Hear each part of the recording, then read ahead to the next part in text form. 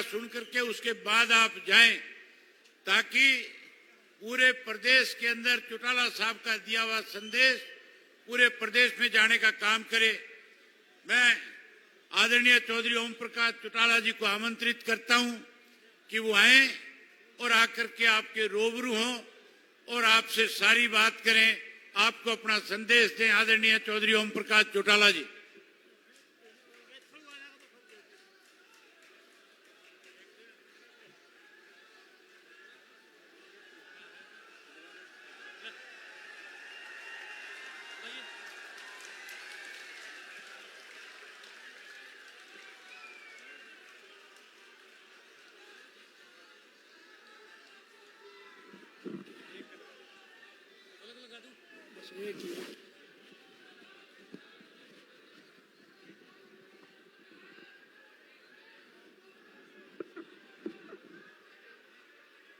बस ठीक है।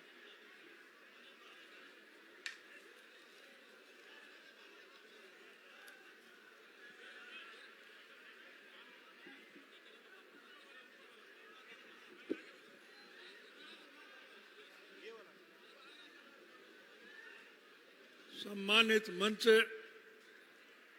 मेरे प्यारे कर्मठ कार्यकर्ता साथियों, माताओं, बहनों,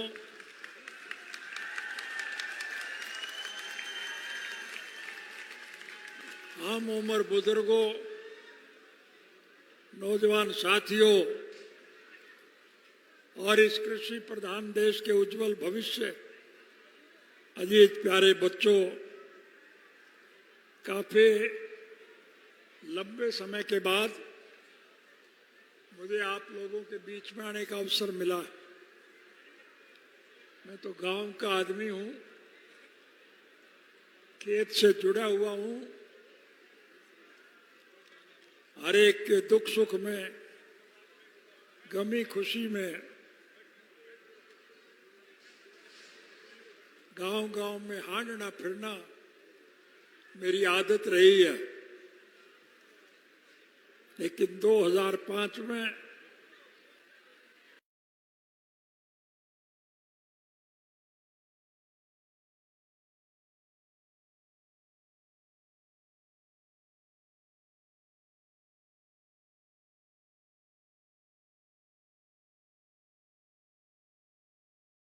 जब हमारी सरकार के वक्त में मैंने 30,206 पढ़े लिखे युवकों को नौकरी दिलाई थी। जिन बच्चों को नौकरी मिले उनकी तो तरक्की हो गई, लेकिन नौकरी दिलाने वाले को 10 साल की सजा हो गई। और फिर एक दुष्प्रचार फैलाया कि अब चौटाला तो जेल में मरेगा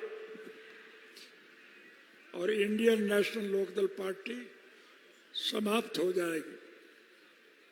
आप सभी बधाई के पात्र हैं कि मेरी गैर हाजिरी में आपने संगठन को पहले के मुकाबले में ज्यादा मजबूती प्रदान की थी। ये बात आप और हम नहीं कह रहे हैं, समूचे देश के राजनीतिक पार्टियों के अग्रणी नेता इस बात की सराहना करते हैं कि संगठनात्मक दृष्टि से आज इंडियन नेशनल लोकदल पार्टी का कोई मुकाबला नहीं। परिस्थितियां बदल रही हैं, हालात आपके पक्ष में जा रहे हैं।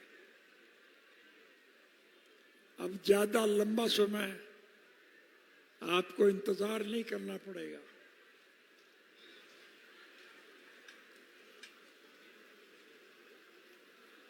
इस देश में जो लोग रास्ता भटक गए थे, गुमराह हो गए थे, बहका लिए गए थे, या जो सत्ता का सुख भोगने के लिए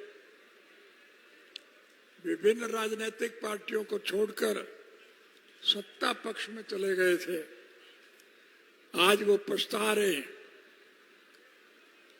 आज वो पुनः आपके साथ जुड़ना चाहते हैं। हमारा किसी से कोई द्वेष नहीं है, हमारा किसी से कोई विरोध नहीं है। मैं आप सबसे निवेदन करूंगा कि उन पिछड़े हुए लोगों को मना लें, पुचकार लें और उन्हें साथ मिला लें, ताकि हम चौधरी देवीलाल जी के स्वप्नों को साकार कर सके। चौधरी देवीलाल जी जन्म से लेकर के आखिरी सांस तक इस देश के आम नागरिक की मूलभूत जरूरियात पूरी करने के लिए निरंतर संघर्ष में जूझते रहे।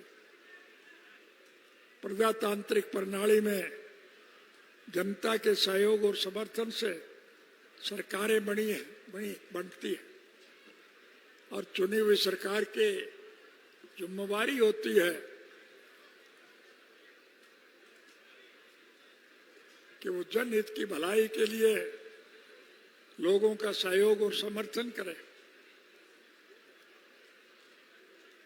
हरियाणा प्रदेश के मौजूदा मुख्यमंत्री ने मुख्यमंत्री का पदभार संभालने के बाद एक घोषणा की थी कि हरियाणा में जिस किसी भाई को किसी प्रकार की कोई तकलीफ हो तो चंडीगढ़ मेरी कोठी पे आए, मैं उसकी हर मुश्किल को हल करूंगा, उन्हें ज्यादा से ज्यादा सुविधा प्रदान करूंगा। मैंने ये बात नोट कर ली। मुझे एक दफा चंडीगढ़ जाने का अवसर मिला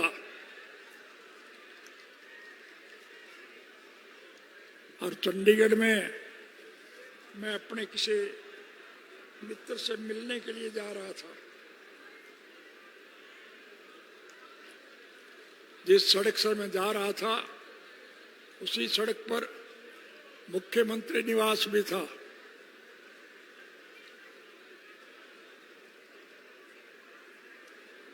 मुझे उस याद आ गया और मैंने सरकार बनने के बाद पहली कलम से एक घोषणा की कि अब आपको सरकार के पास नहीं जाना पड़ेगा, बल्कि सरकार आपके पास आएगी।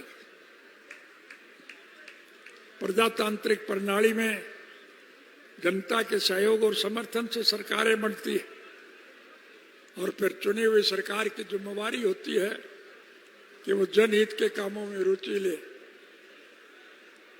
और कोई निकम्मी सरकार अगर ये सब करने में समर्थ ना हो तो फिर उस सरकार को बदल देना चाहिए। आपके सहयोग और समर्थन से जब हमारी सरकार बनी तो मैंने पहली कलम से एक फैसला लिया कि अब लोगों को सरकार के पास नहीं जाना पड़ेगा, बल्कि सरकार स्वयं आपके पास आएगी। और हमने एक कानून बनाया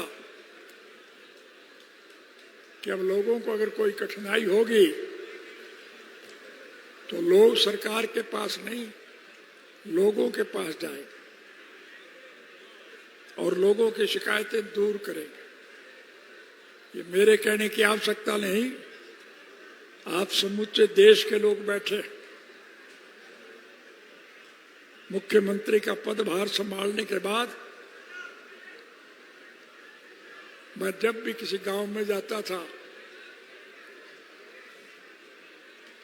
सरकार आपके द्वार कार्यक्रम के तहत गांव के लोगों की दिक्कत और कठिनाइयों को दूर करता था। आप सारे लोग बैठे हैं, क्या आपके गांव में मैं आया था कि नहीं आया था? और आपने जो मांग रखे वो सारी आपकी मानी गई कि नहीं मानी गई? मैं आपके फिर वायदा करता हूं, राज बनाना तो आपका काम, लेकिन सरकार बनने के बाद आपको कोई दिक्कत नहीं होगी। आपको सारी सुविधाएं मिलेंगी। हमारी सरकार बनने के बाद जो सड़कें हमारे वक्त में बनी थी वो टूट गई, उनकी मरम्मत ये सरकार नहीं कर पाई। हम उन सड़कों की मरम्मत करेंगे और नई सड़कें और बनाएंगे। बेमौसमी बारिश की वजह से फसलों का जो नुकसान हुआ है उसकी भरपाई ये सरकार नहीं कर पाएगी। मैं आपसे वायदा करता हूं कि हमारी सरकार बनने के बाद आपकी फसल का ज्यादा से ज्यादा मुआवजा हम देंगे। इस लुटेरी सरकार ने लोगों की जेब पर डाका डालने के लिए स्वर्गीय चौधरी देवीलाल जी के द्वारा जो सम्मानित वृद्धावस्था पेंशन मुकर की थी, उस पेंशन को भी काटने का काम किया। हमारी सरकार बनने के बाद हम उन बूढ़ों की कटी हुई पेंशन का पैसा मैं ब्याज के उनके घर भिजवाएंगे। बूढ़े बुजुर्गों को 7,500 रुपये माहवार वृद्धावस्था पेंशन देंगे और केवल पुरुषों को नहीं, महिलाओं को भी उतना ही पेंशन देंगे। यानी हर घर में बूढ़े और बुढ़िया को 7,500 रुपया की बजाय 15,000 रुपया महीना आएगा। आपको कोई दिक्कत नहीं आएगी।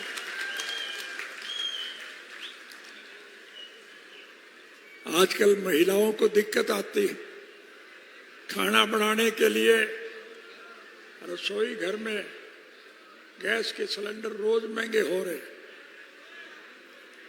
हमारी सरकार बनने के बाद हर घर में हर महीने एक सिलेंडर और 1100 रुपये मुफ्त भिजवाने का काम करें।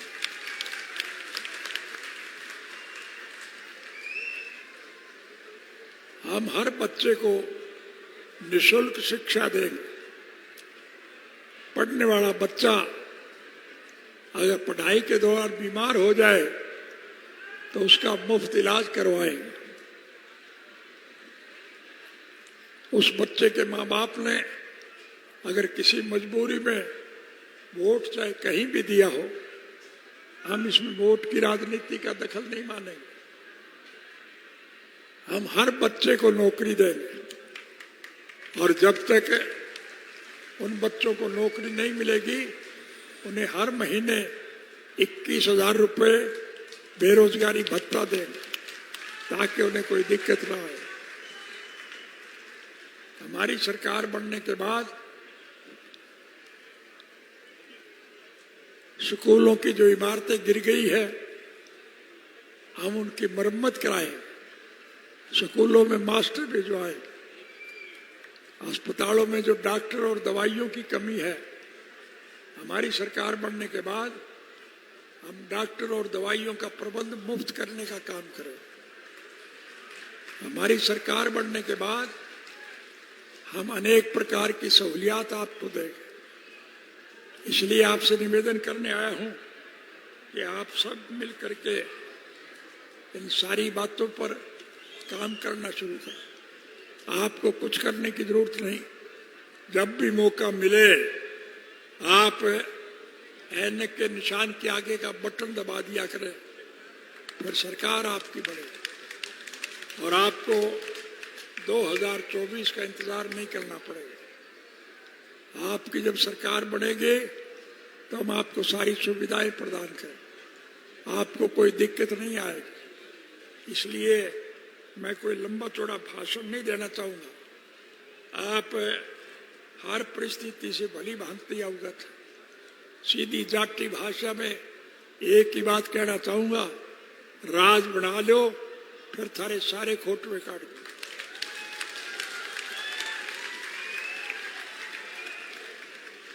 आपको मेरे कहे पे यकीन है तो फिर मैं आपसे वायदा करता हूं कि आपको सारी सहूलियात हम मुहैया करेंगे। मैं सिर्फ आज तो आपसे मिलने आया हूं। मेरा कोई व्यक्तिगत स्वार्थ नहीं है, मेरा कोई राजनीतिक स्वार्थ नहीं है।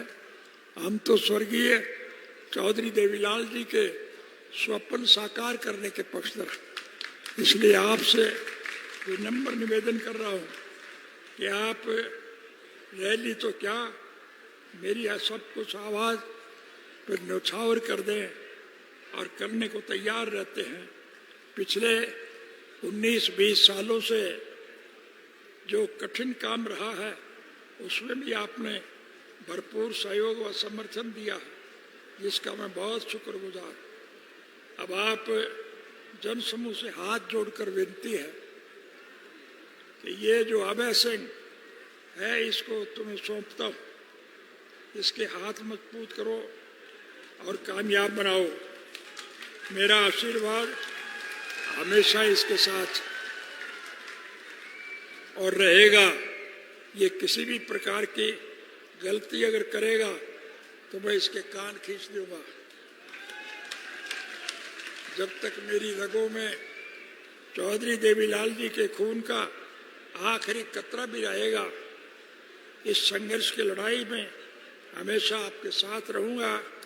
इसी के साथ आप सभी को राम राम, वालेकुम सलाम, सत श्री अकाल, जय हिंद और जय इनेलो कह के आपसे इजाजत चाहता हूँ। आपसे निवेदन करूँगा कि आप लाखों की संख्या में आए। रास्ते खराब हैं, सड़कें टूटी हुई है, पानी से भरी पड़ी है, इसलिए आप आराम से जाएं, कोई दुर्घटना ना घट जाए। बस यही बात कहने आपके बीच में आया हूँ। आपने मेरा जो साथ दिया, मैं इसके लिए आपका आभार व्यक्त करता हूँ और आपको वायदा देता हूँ कि आपके हर दुख सुख में आपके साथ रहूँगा, आपको हर प्रकार की सहूलियत प्रदान करूँगा। पत्रकार और छायाकार साथियों से भी खास तौर से निवेदन करूँगा कि इन सारे हालात को अपनी कलम से छाप करके लोगों के पास भिजवाएं, ताकि लोग इन परिस्थितियों का मुकाबला कर सके। आप सबका बहुत बहुत धन्यवाद।